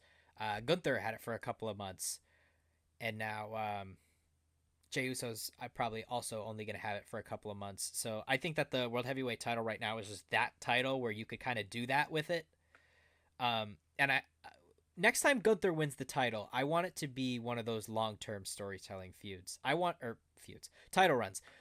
I want Gunther to have one of those famous year-long title runs, stuff like that. The dog already, but I want Gunther to have one of those long-term title reigns. And I don't think that that's possible right now as long as John Cena is the other one. I think while one of them is in a long term story, the other one has to be going back and forth just to keep things a little bit interesting, you know? Yeah, and I think I mentioned this. I think it might have been our WrestleMania predictions podcast, but like whenever we think of Gunther, especially ever since he was on the main roster, even in NXT, all his title runs were a minimum 600 days. Yeah. Like we need that champion. Like we need him to hold a title for at least a year and a half. And I feel like that's the thing. Like especially now is like we've grown accustomed to longer title reigns where like the story becomes more impactful the longer the champion is. Yeah. Yeah, exactly. And Gunther's title reign last time wasn't exactly. I don't want to say it wasn't great. It was, like, to an extent, but. What I meant to say was it wasn't good. Or it was good, but it wasn't great. Oh my god, here we go with the words again. Um, but yeah, it wasn't it wasn't what we expected from that Gunther title run. You know, we expected one of those long term things, and I'm kind of glad it wasn't, just because, like I just said, I think one of them should be the long term title, and the other one should be the going back and forth kind of title. Uh, but yeah, I want to see that long Gunther run, and unfortunately, I don't think that's going to happen until John Cena's gone. Yeah, I mean, I think they already reported, or it's already been announced that Cena's last match is going to take place in Boston. Yeah, I saw that they're gonna have like a Boston weekend kind of thing. There's gonna be like a Raw Saturday night's main event. I still can't say Saturday, um, and something else was going on there that weekend too. So if John Cena's last match is on a Saturday night's main event, I'm actually gonna be pissed. I'm so glad you brought that up because I was about to say the same thing. Yeah, It should not be at a Saturday night's main no, event. It has to be like a big name pay-per-view that he drops in it. like really, like that's. I know we want to make Saturday night's main event special one way or another, but in order to get it to the caliber of having John Cena's last match be on a pay per view that has commercials in the middle of the matches, you got to build it up some other way. Like we have to have something big happen at a previous Saturday night's main event first, which hasn't happened. And the way the card is looking for the next one, John Cena versus R-Truth, I don't think that's gonna happen. Could you? Okay, a long shot right here. What if R-Truth does win? R-Truth defeats John Cena for the WWE Championship, ending his record-breaking title run. Well, no, I don't think it's that. It's gonna be like the whole 24/7 thing where it's like John Cena will win it back and he just keeps stacking the number. Oh, So instead of 17, it's like 18. yeah. That would be kind of funny. That would be like a Reign of Terror Triple H type thing. Like just stacking up title runs. Title reigns, rather. Yeah. Or just long title reigns, honestly, because Triple H's reign of terror was literally a reign of terror. Yeah. Yeah. Um, because I feel like nowadays a long title run is more impactful than having 25 title runs, if you know what I mean. Like back in the Yeah, day, it was like you can have Triple H drop a title and then he gets his rematch right after and wins it back. And that's like stacking up those title runs.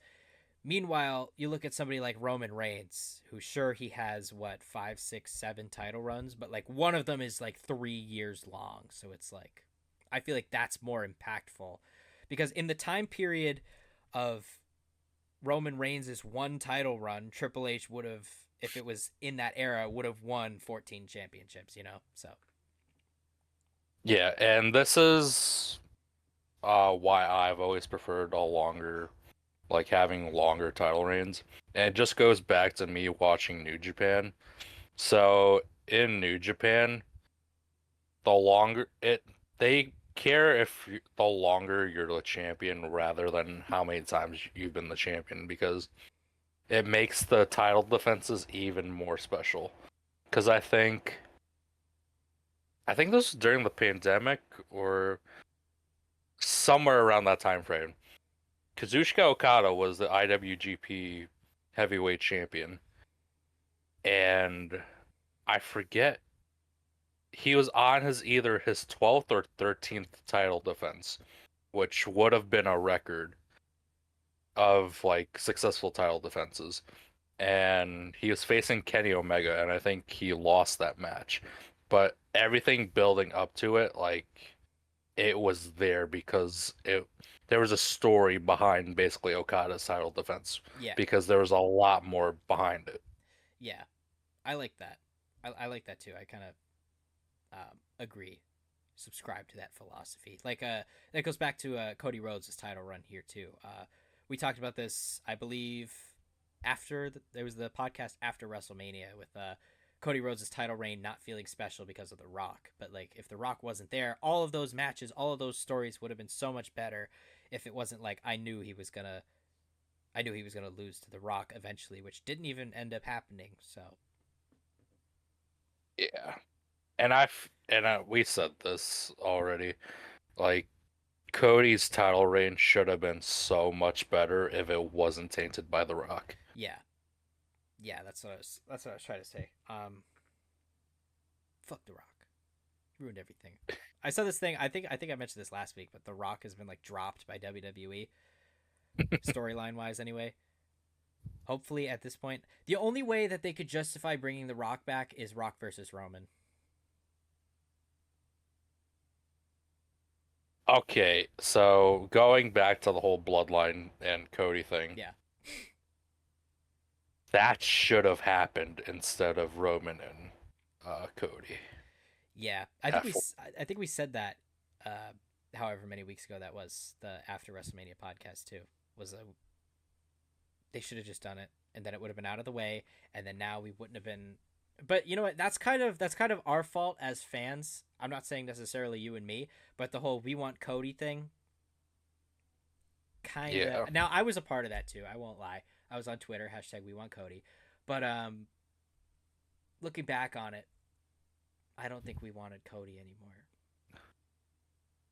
I'll be honest, I always wanted Roman and Rock at 40. I did not want Cody going after the WWE Championship again because of the fact that we could have gotten Cody and Rollins at Mania instead, which I think would have been even better than what Cody and Roman 2 would have delivered.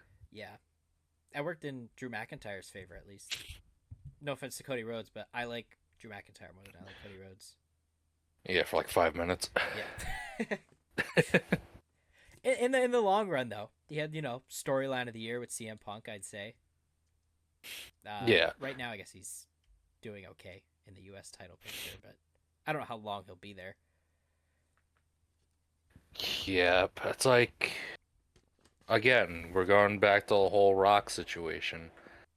Rock and Roman should have happened, and Cody should have been champion much later.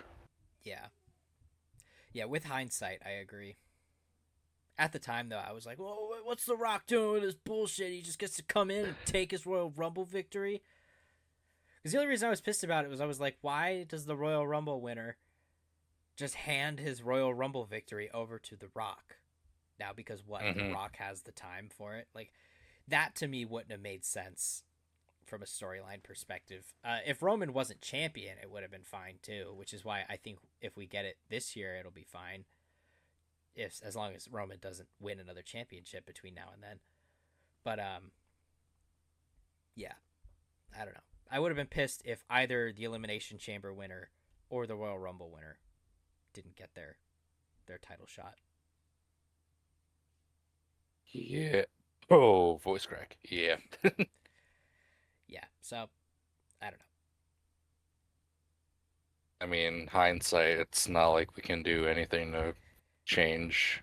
The issue now is that I don't think we'll ever see Rock versus Roman. I think there's like a very, very slim chance. For as much as I want it, I think it would. I think it would work at like a now that SummerSlam is a 2 night thing.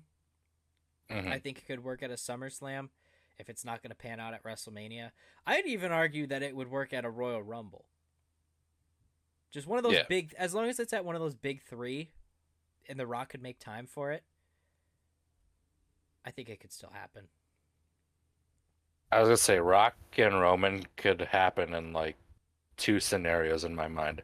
It actually happens at a big time PLE, or it's The Rock's like retirement match, like Yeah, his last official match. yeah. I think it would work as a retirement match. Now that you bring that up. Yeah, but who knows when the fuck The Rock is gonna like Yeah, go up at least. yeah. He's like 55 and jacked. He could probably wrestle till he's like 70. And oh yeah, speaking of which, totally forgot because of all the technical difficulties at the start, but rest in peace to the legendary Sabu. Yeah, Sabu. Unfortunately. Damn, he was only 60 is what was wild. Yeah, I thought he was so much older. yeah. Yeah, that's crazy. Absolute hardcore legend. A legend of the game. Although, you watch some of the matches that some of these people put on, and you're like, wow, he made it to 60. No offense, no offense to him. I'm not trying to say that as like a disrespectful thing, but it's like that guy made it to 60. Like some of the crazy shit that these people do. Like I saw a thing that like even Hulk Hogan, not a hardcore legend, but Hulk Hogan just from doing the leg drop of Doom or whatever has like lost 5 inches of his height just from compressing his spine on the hard mat for all those years. Yeah, and like I think I saw an interview with like Matt Hardy when it was like that's why he stopped doing like the top rope leg drop. It's Yeah, like it destroys his back. yeah. Even Randy Orton with the RKO, like he's had so many neck surgeries and stuff. So Hmm. Yeah. Other than that though, it's God. It's starting to hit like we've hit the point where like we're starting to see like wrestlers that like wrestled in like our like timeline starting to pass away. It's kind of sad. yeah, I feel like an old man.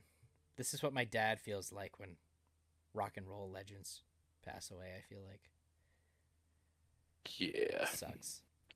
We're getting old, man. Mm. And we're only 22.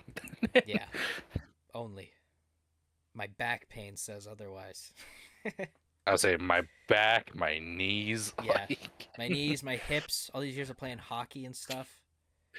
Oh my god. I say I'm officially a NARP now. Yeah, Like feels good to have my body rested. yeah, Just now I can just sit back and relax. yeah. Sit back with a nice beer, watch a sporting event of some kind, preferably professional wrestling, and just Yeah. waste the rest of my days away. Graduating on graduating on Sunday, so getting ready to start the rest of my life. I don't know if that's a good thing or a bad thing. Part of me wants to say it's a bad thing. I'm not ready to have a job and have to do things. Like I like mean, look at me. After undergrad, I went straight back to school. yeah. I'd have to wait. I'd have to wait a couple of years honestly cuz I don't know if I could do it right now. I'm glad I'm doing it like right now just because everything is still fresh in my mind. Yeah. Yeah, I can see That's like that. the only caveat right there. Yeah, see, I hate going to school like all day and then coming home and just doing more stuff, you know, Yeah. like homework or projects and all that. It's like I just want to go to work till like 5 o'clock and come home and do nothing for the rest of the day. That's where I'm Yeah. at. I will miss waking up at like 11 o'clock though. Yeah, no. But other than that, we're time goes quick, man. I will Yeah, say. unfortunately. Is there anything else we want to cover here today on anything from Backlash, Raw, SmackDown throughout the week, or you ready to start wrapping it up here? I think, and I say this every time, predicting how long we've been going, but I think it's been about an hour and 40 minutes. Um, can we embrace the fact that CM Punk has like great one-liners? Like he called Paul Heyman a penguin. Yeah, yeah. He was like, "Come here, penguin. I'm gonna wrap my hands around your fat little neck until your eyeballs pop." That was so funny. CM Punk is great. Well, the thing is like when the whole CM Punk uh Reigns and Rollins thing was happening and when Rollins just was wearing like a giant like purple jacket, Punk called him Grimace. Yeah, Like yeah, yeah. like No, it's just those little one-off things is just absolutely hilarious and it's what makes Punk great on the mic. yeah. Improv, the improv skills. Yeah. No, but other than that, again, besides Backlash, not really much on SmackDown or Raw, really. Yeah, So, we're just building up now till Saturday night's main event and eventually Money in the Bank, which I'm hyped for. I love Money in the Bank.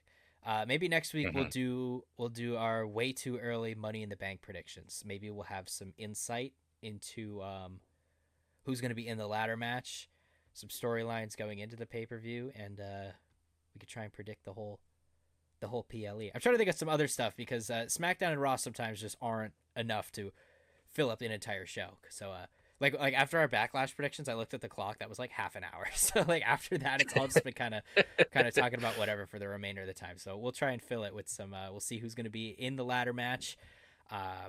See what else is going to fill the card out. I know we predicted a little bit for a main event potentially for that show, but yeah, we'll get into all that and more next week. But other than that, are you ready to wrap it up here? Yeah, it's just gonna be another potential fantasy booking episode next week. So Oh yeah, those are the best ones though. Those are the best ones. I'll come prepared with some actual notes and not just come up with it on the spot. Uh, so yeah, it'll be fun. It'll be fun. We'll get to all that and more next week. But in the meantime, thank you all for listening, watching, however else you are consuming this podcast, whether it's through Spotify or YouTube. Thank you all for subscribing, liking, leaving comments, whatever else you're doing for this podcast. Be sure to follow us on all of our social medias. Mine are linked down below in the graphic. Be sure to follow us on TikTok as well. That one is not in the graphic, but it is still Squash Match Wrestling on podcast.